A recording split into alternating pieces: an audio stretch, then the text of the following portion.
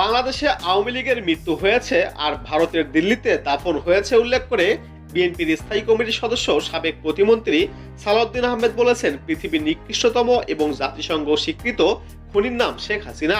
তিনি নিজেই আওয়ামী লীগকে হত্যা করেছেন। তার কারণেই এদেশে আর আওয়ামী লীগ রাজনীতি করতে পারবে না।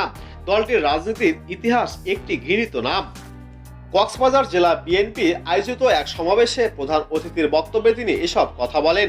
নিত্য প্রয়োজনীয় পণ্যের মূল্য বৃদ্ধি, অবনতিশীল আইন শৃঙ্খলা পরিস্থিতির উন্নতি ও দ্রুত নির্বাচনী রোডম্যাপ ঘোষণার দাবিতে এবং রাষ্ট্রে পতিত ফ্যাসিস্টবাদীর নানা চক্রান্তের অপচেষ্টা মোকাবেলা সহ বিভিন্ন দাবিতে এ সমাবেশ করা হয়।